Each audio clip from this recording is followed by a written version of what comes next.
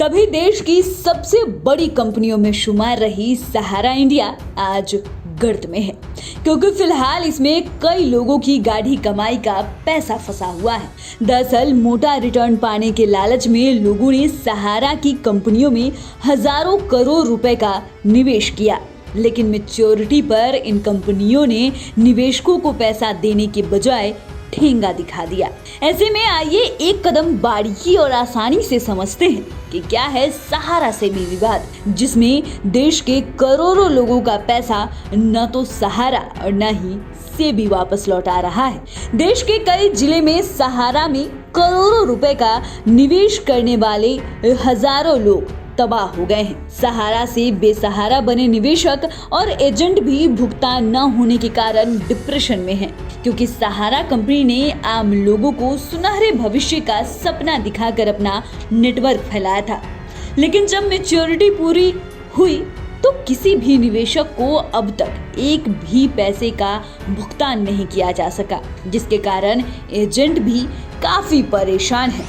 सहारा India की शुरुआत साल 1978 में हुई थी, लेकिन सहारा स्कैम मुख्य रूप से सहारा ग्रुप की दो कंपनियां Sahara India real estate corporation limited और Sahara housing investment corporation limited से जुड़ा है। बात 30 सितंबर 2009 की है। सहारा ग्रुप की एक कंपनी सहारा प्राइम सिटी ने अपने आईपीओ के लिए सेबी में आवेदन दाखिल किया था। DRHP में कंपनी से जुड़ी सारी अहम जानकारी होती है। जब सेबी ने इस DRHP का अध्ययन किया तो सेबी को सहारा ग्रुप की दो कंपनियों की पैसा जुटाने की प्रक्रिया में कुछ गलतियां दिखी। ये दो कंपनियां SHICL और SIRECL ही थी।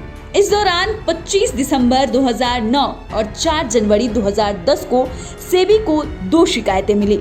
इसमें कहा गया कि सहारा की कंपनियां OFCDS जारी कर रही है और गलत तरीके से धन जुटा रही है।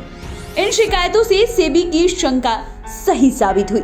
इसके बाद सेबी ने इन दोनों कंपनियों की जांच शुरू कर दी। सेबी ने पाया कि SIRECL और SHICL ने OFCDS के जरिए 2 से 2.5 करोड़ निवेशकों के करीब 24,000 करोड़ रुपए जुटाए हैं। सेबी ने सहारा की इन दोनों कंपनियों को पैसा जुटाना बंद करने का आदेश दे दिया और कहा कि वह निवेशकों को 15% ब्याज के साथ उनका पैसा लौटाए।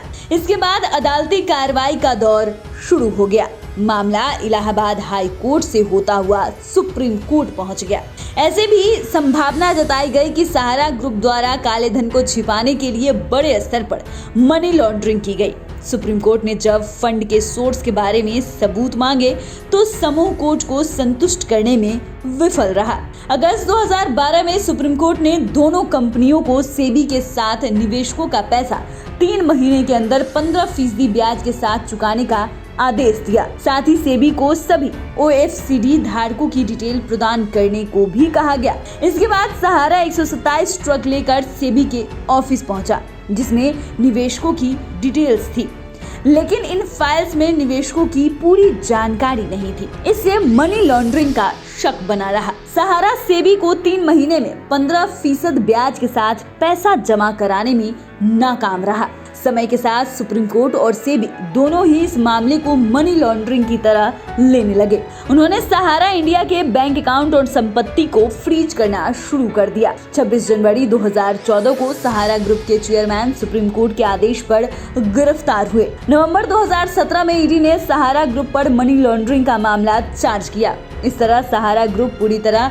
कानून के शिकंजे में आ गया। सहारा ने सेबी को पहली किस्त 5,120 करोड़ रुपए की जमा कराई थी। रिपोर्ट्स के अनुसार सहारा समूह की कंपनियों सहारा इंडिया रियल एस्टेट कॉर्पोरेशन एवं सहारा हाउसिंग इन्वेस्टमेंट कॉर्पोरेशन और उनके प्रवर्तकों एवं निदेशकों ने सेबी को कुल 15,485 करोड़ रुपए ही जमा कराए हैं। वहीं सेबी द्वारा निवेशकों को उनका पैसा नहीं लौटा पाने के पीछे दलील दी जा रही है कि दस्तावेजों और रिकॉर्ड में निवेशकों का डाटा ट्रेस नहीं हो पा रहा है। सरकार द्वारा बताया गया कि सेबी के पास रिफंड के लिए आए कई आवेदन या तो SIRECL और SHICL द्वारा उपलब्ध कराए गए। दस्तावेजों और डाटा में रिकॉर्ड ट्रेस नहीं हो पाने के कारण प्राधिकरण अथवा सेबी द्वारा पूछे गए प्रश्नों को लेकर बॉन्ड धारकों से कोई प्रतिक्रिया प्राप्त नहीं होने के कारण बंद कर दिए गए। वहीं जिन लोगों का पैसा SIRECL और SHICL के कन्वर्जन कराकर सहारा क्यू शॉप या सहारा की अन्य क्रेडिट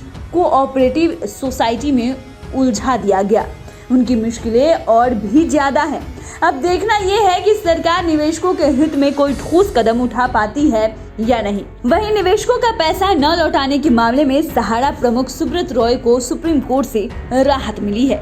एससी ने पटना हाई कोर्ट के गिरफ्तारी वारंट पर रोक लगाई है।